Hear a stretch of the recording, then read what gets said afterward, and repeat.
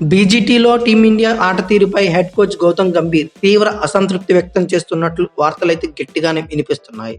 ఈ నేపథ్యంలో డ్రెస్సింగ్ రూమ్లో వాతావరణం చాలా వేడెక్కిందని సెలక్షన్ కమిటీ అలాగే కెప్టెన్ రోహిత్ శర్మతో విభేదాలు గౌతమ్ గంభీర్కు వచ్చినట్లు ఈ వార్తా కథనాల్లో పేర్కొన్నాయి. దీనిపై తాజాగా కోచ్ గౌతమ్ గంభీర్ స్పందిస్తూ కొన్ని కీలక వ్యాఖ్యలు చేశారు. క్రికెటర్లు కోచ్కి మధ్య చర్చ డ్రెస్సింగ్ రూమ్కే పరిమితం కావాలని, అవి బయటకు రాకూడదని సూచించారు. ఆస్ట్రేలియాతో 5వ టెస్టుకు ముందు గౌతమ్ గంభీర్ మీడియాతో మాట్లాడారు. డ్రెస్సింగ్ రూమ్లో లుకలుకలంటూ వస్తున్నవి కేవలం వార్తలు మాత్రమే, వాస్తవాలైతే కాదు. డ్రెస్సింగ్ రూమ్లో మేము ఏం మాట్లాడుకునేది ఒకే ఒక విషయం గురించి, అది కూడా ఆటగాళ్ల ప్రదర్శన గురించి మాత్రమే. వాళ్ళ ఆట తీరుపై నిజాయితీగా అక్కడ చర్చిస్తాం. ఇది చాలా ముఖ్యమైనది. అయితే డ్రెస్సింగ్ రూమ్లో కోచి ఆటగాళ్ల మధ్య జరిగే చర్చ అక్కడ వరకే మాత్రమే పరిమితం కావాలి, బయటికి ఎటువంటి పరిస్థితుల్లో రాకూడదు. అక్కడ నిజాయితీ కలిగిన వ్యక్తులు ఉన్నంత వరకు భారత క్రికెట్ భద్రంగా ఉంటుందని గౌతమ్ గంభీర్ అయితే వ్యాఖ్యానించాడు. జట్టుగా ఏ విషయాలపై పని చేయాలన్నది ఇక్కడ ప్రతి వ్యక్తికి తెలుసు. టెస్ట్ మ్యాచ్లు ఎలా గెలవాలన్న దానిపైనే మేము చర్చించుకున్నాం. సీనియర్ ఆటగాళ్లు విరాట్ కోహ్లీ, రోహిత్ శర్మతోనూ వ్యక్తిగతంగా మాట్లాడలేదు అని హెడ్ కోచ్ ఈ సందర్భంగా తెలిపాడు. మెల్బోర్న్ వేదికగా జరిగిన బాక్సింగ్ డే టెస్ట్లో 20.4 ఓవర్లలోనే 7 వికెట్లు కోల్పోయి టీమిండియా పరాజయం పాలైన సంగతి అందరికీ తెలిసిందే. దీని అనంతరం టీమిండియా డ్రెస్సింగ్ రూమ్లో ఆటగాళ్లను ఉద్దేశించి గౌతమ్ గంభీర్ కొన్ని కఠిన వ్యాఖ్యలు అయితే చేసినట్లు సమాచారం. ఇప్పటివరకు జరిగింది చాలు అని గంభీర్ అన్నాడట. జట్టు ప్రదర్శనను విశ్లేషించి క్రమంలో ఆటగాళ్ల తప్పులను ఎత్తి చూపడానికి అతడు ఏమాత్రం వెనుకాడలేదు. ఆటగాళ్ల పేర్లు ప్రస్తావించినప్పటికీ కొందరు ఆటగాళ్లు పరిస్థితులు తగ్గట్లుగా ఆడకుండా సహజమైన ఆట పేరుతో సొంత ఆట ఆడుతున్నారని గౌతమ్ గంభీర్ ఘాటు వ్యాఖ్యలు చేసినట్లు సమాచారం. ఇది కాస్త చర్చనీయాంశంగా మారడంతో దీనిపై కోచ్ స్పష్టతనైతే ఇచ్చాడు. గత 6 నెలలుగా జట్టు ఏం కోరుకుంటుందో అలా ఆడనిచ్చాను. ఇకపై ఎలా ఆడాలన్నది తాను నిర్ణయిస్తానని తేలి చెప్పడమే కాక, తాను ముందే నిర్ణయించిన జట్టు ప్రణాళిక ప్రకారం ఆడని ఆటగాళ్లను జట్టు నుంచి పంపించాల్సి ఉంటుందని హెచ్చరించినట్లు తెలుస్తుంది. ముందు చర్చించిన వ్యూహం ప్రకారం కాకుండా సొంతంగా ఆడుతున్నారని ఆటగాళ్లతో అతడు చెప్పాడని జట్టు వర్గాలు పేర్కొన్నాయి. బంగ్లాదేశ్తో సిరీస్ నుంచి బ్యాటర్లు ఎంతో పేలవంగా ఆడుతున్నది అతడు వివరించాడట. 4వ టెస్ట్ ఆఖరి రోజు దూరంగా వెళ్తున్న బంతిని వెంటాడి Kohli part time spinner head బౌలింగ్లో అనవసర షాట్తో పంత్ అవుట్ కావడం జట్టుని ఇబ్బందుల్లోకి నెట్టిన సంగతి తెలిసిందే. పంత్ తొలి ఇన్నింగ్స్లోనూ అనవసరమైన షాట్కే అవుట్ అయ్యాడట. అతడు మూర్ఖంగా షాట్ ఆడాడంటూ దిగ్గజ క్రికెటర్ సునీల్ గవాస్కర్ తీవ్ర అసహనం వ్యక్తం చేశాడు. పరిస్థితులకు సంబంధం లేకుండా పంత్ దూకుడుగా ఆడే ప్రయత్నం చేసి నిష్క్రమించడంతో ఇప్పుడు చర్చనీయాంశంగా మారిన సంగతి తెలిసిందే. ఫామ్లో లేని కెప్టెన్ రోహిత్ శర్మ లైన్కు విరుద్ధమైన షాట్తో వెనుదిరిగాడు. అలానే కోచ్ గంభీర్ వ్యవహార శైలిపైన కూడా ప్రశ్నలు తలెత్తుతున్నాయి. జట్టులో చాలా మంది ఆటగాళ్లకు గంభీర్ల మధ్య ఏకాభిప్రాయం లేదని తెలుస్తుంది. రవిశాస్త్రి, రాహుల్ ద్రావిడ్ అయంతో పోలిస్తే సమాచార మార్పిడి కూడా సరిగ్గా లేదట.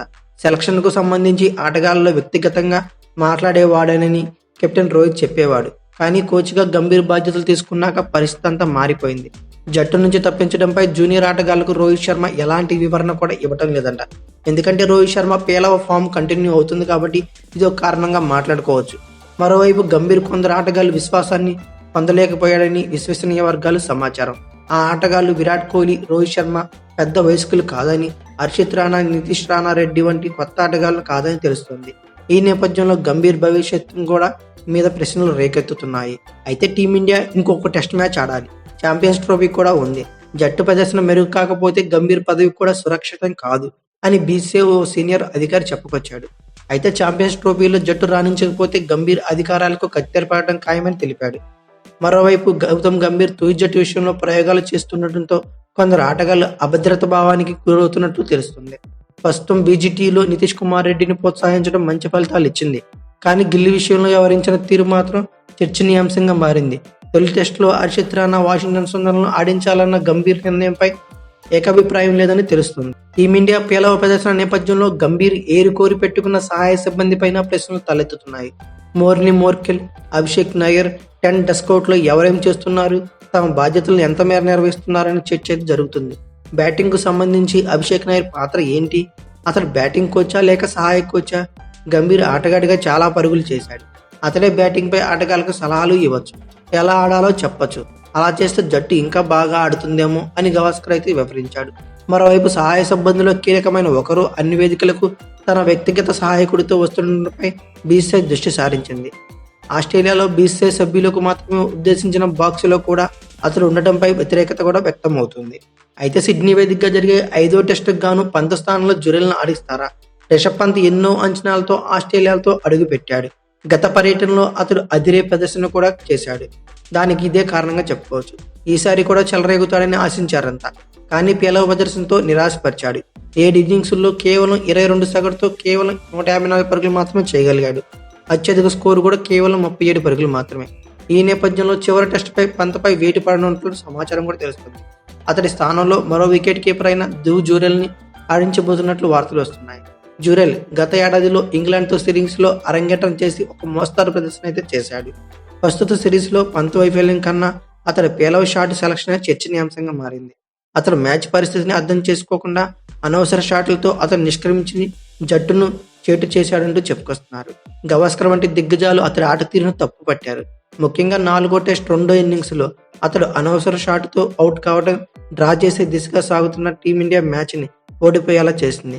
ఆ తర్వాత చకచక వికెట్లు కోల్పోయి భారత్ ఓటమి పాలైంది.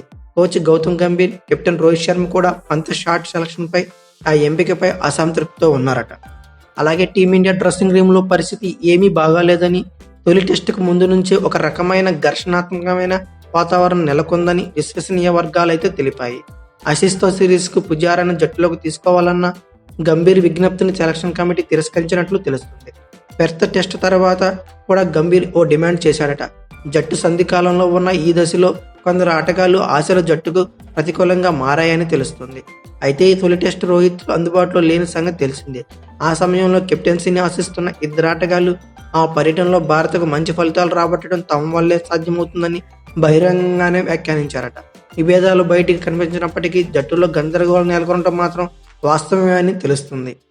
అలాగే 5వ టెస్టుకు గాను ఆకాష్ దీప్ కూడా దూరం కానున్నాడని కోచ్ గౌతమ్ గంభీర్ వివరణ ఇచ్చాడట. మరోవైపు ఆస్ట్రేలియాతో చివరిదైన 5వ టెస్టుకి యువ పేసర్ ఆకాష్ దీప్ దూరం అవుతున్నట్లు గంభీర్ అయితే స్పష్టం చేశాడు. వెన్నెనొప్పితో బాధపడుతున్నట్లు అతడు శుక్రవారంతో ప్రారంభమయ్యే చివరి టెస్టులో ఆడటం లేదని తెలిపాడు. ఎవరిని ఆడిస్తారో అనే దానిపై క్లారిటీ అయితే ఇవ్వలేదు. అయితే ఓవరాల్గా బీజీటీలో భాగంగా ఇప్పటివరకు 4 టెస్టులు పూర్తి కాగా 2-1తో ఆస్ట్రేలియా అయితే లీడ్లో నిలిచింది. టీమిండియా WTC ఫైనల్ ఆశలు సజీవంగా నిలవాలన్నా, అలాగే ఈ టైటిల్ డ్రా చేయాలన్నా ఖచ్చితంగా 5వ టెస్ట్ సిడ్నీ వేదికగా జరగబోయే టెస్ట్ను మాత్రం టీమిండియా డ్రా చేయాల్సి ఉంది. జనవరి 3, 2025 నుంచి సిడ్నీ వేదికగా బీజీటీలో చివరిదైన 5వ టెస్ట్ మ్యాచ్ అయితే జరగనుంది. ఈ టెస్ట్ ఎలా అయినా టీమిండియా గెలిచి WTC ఫైనల్ యొక్క ఆశలను సజీవంగా ఉంచాలని భావిద్దాం. అయితే బీజీటీలో లాస్ట్ టెస్ట్ మ్యాచ్ సిడ్నీ వేదికగా జరగబోయే టెస్ట్ ఎవరు గెలుస్తుంది అనుకున్నారో ఖచ్చితంగా కామెంట్ బాక్స్లో పిన్ చేయండి. అలాగే ఈ వీడియో కనుక మీకు నచ్చితే లైక్, షేర్, కామెంట్, సబ్స్క్రైబ్ చేసుకోండి. అలాగే పక్కనే ఉన్న బెల్ ఐకాన్ నొక్కడం మాత్రం మర్చిపోకండి. Thank you for watching. Have a nice day.